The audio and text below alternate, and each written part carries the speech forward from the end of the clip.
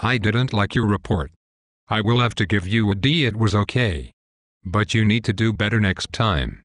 The subject was behavior in human beings and you didn't write about behavior. But I did. I wrote that certain stimuli in your childhood are creating certain responses and then habits that you will still have when you grow up. And I also wrote about genetic factors. But behaviorism is only a small part of what our actions consist of. We have free will and we can think about our actions. That means we can change our habits and create our own life. At least proactive people can change their life in their own image. How can you change if you like football or not? Or chocolate or girls or psychology? Well, something we are born with. Some choices our genes make for us.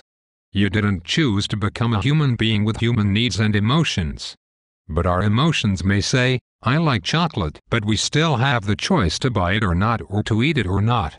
The same thing with fat food.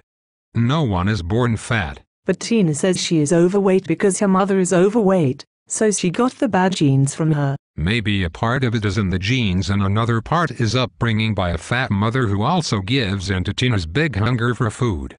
But Tina still has a free will and a choice. Being fat is a choice. You have to buy the food and you have to eat it. No one is forcing fat people to eat a humongous amount of food. You mean that I had to write about free will and stuff? But what is free will? How can you write about something that cannot be explained? You can explain free will by theory of mind and a lot of philosophical texts. Determinism is a very popular subject among a lot of people. And most people are not proactive enough to change their fate.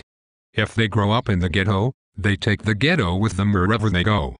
But all in all, you are a unique individual with room for choices in your life. That means my upbringing and genes do not make me who I am? It does make you who you are.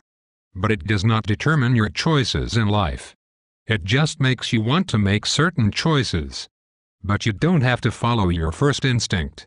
If you are clever, thoughtful, patient and stubborn, you can choose the right way in life and not the way the culture is making you take. How does the culture make me do things? I cannot say if it makes you as a person do things. But it does make the general population do things. If the culture says that a D grade is something awful, then people will generally feel really bad when they get a D. Religion and moral are cultural phenomena too. So even if you think that everyone should be Christian and live a life with parties and alcohol, you should know that those things are based on your culture. They are not universal.